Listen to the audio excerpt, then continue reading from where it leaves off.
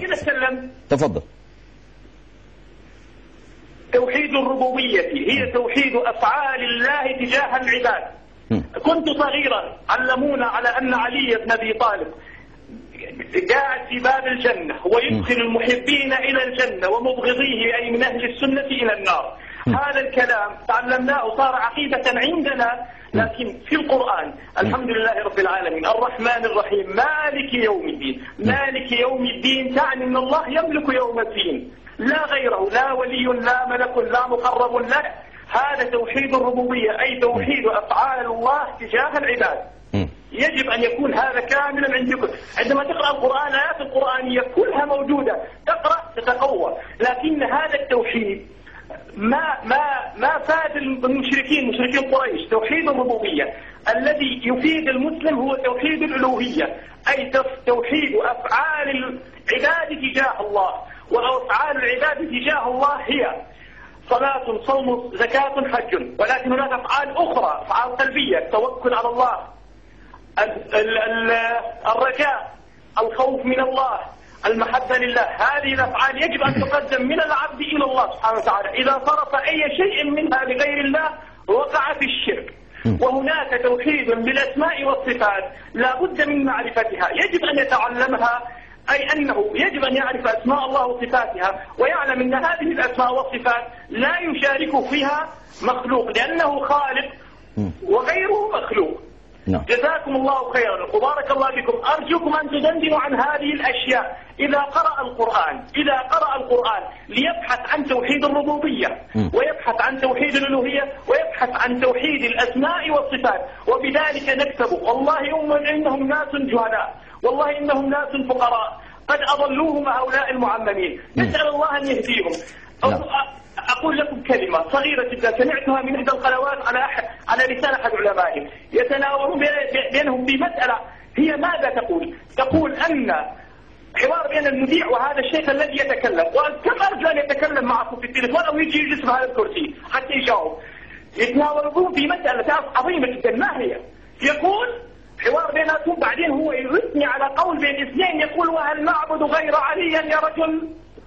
والله العظيم هذا الكلام سمعته على قناة الكوثر، واستطيع ان اقول لكم اسم العالم الذي هو عالم يطلع بالاسبوع ساعة ونص يخرب عقول الناس. اخي مساكين هذول الناس. انت سني ام شيعي يا اخ ابو احمد؟ اخ ابو احمد لا تدافع.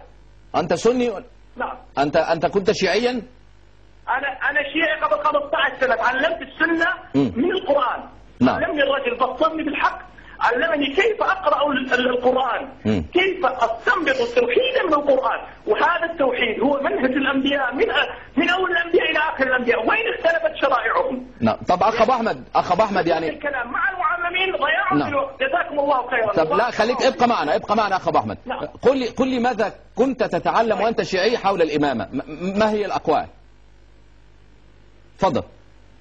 ممكن بس عيد السؤال ما سمعتك واضح. يعني وأنت كنت شيعي بارك الله فيك واهتديت، يعني ماذا كان يقال لك في الإمامة وأنت شيعي؟ ونحن الآن ندرس الإمامة في هذه الحلقة. هذه الإمامة تشرب كما تشرب ابنك كأس الحليب مع الأطفال. يكبر هو لابد هو أنه علي ولي وغير علي لا يوجد ولي، ويعلموهم سب الصحابة ويعلموهم سب أم المؤمنين عائشة. بعد أن الله هداني وفتح علي صار الصحابة إلي محبين إلى قلبي. يا أخواني يا الشيعة يا كل من يسمعنا في الأرض، ما فرق عقيدة التي طرحتها أنت الآن على عقيدة هي عقيدة علي بن أبي طالب. أنتم تسمونهم وهابية، والله إنهم ليسوا وهابية، إنها عقيدة علي بن أبي طالب والحسن والحسين. والله والله والله لأنها توحيد خالص. بارك الله فيك. هنا يا أخ أبو أحمد. يا أبا أحمد. الله يبارك فيك. أبا أحمد. نعم. يعني أريد شهادة منك أمام الله، ونحن أهل السنة والجماعة علمنا الصدق ويحرم علينا الكذب غير مذهبهم. أريد منك شهادة حق ترسلها حتى لأهل السنة الذين يقولون أن شيعة اليوم أو الروافض اليوم ليسوا كروافض أمس، فهم يمجدون أم المؤمنين والصحابة ولا يرون القضية قضية إمامة. فهل هذا صحيح أم يخالف الواقع الذي تتعلمونه وأنتم شيعة؟ تفضل يا شيخ الله يبارك فيك، بسرعة بس بمختصر عيد السؤالين، ما عاد اسمع واضح، ترى الاتصالات عندنا ضعيفة جدا. تفضل. أعيد السؤال. هل أمانة شهادة أمام الله، هل هذا منهج الروافض عندكم في العراق وإيران وغيرها يعلمون هذا لكافة أتباعهم في قضية الإمامة وغيرها؟ هذا المنهج يعلم للصغار والكبار. وعندما احتل العراق صار أكثر وأكثر وأكثر. بدينا نسمع أشياء عن الشيعة والتشيع ما كنا نسمعها قبل. الله يبارك فيك. وأريد أقول فقط ملاحظة صغيرة أخرى، إنه هذا التوحيد اللي قلته ما فقط موجه لأهل الشيعة، أهل السنة كثيرين من وقعوا في الشرك وفي الضلالات وفي صرف هذه العبادات لغير الله. أرجو من الشيخ أن يفصل بعض الحلقات في مسائل التوحيد، توحيد الألوهية، توحيد الربوبية، توحيد الأسماء والصفات.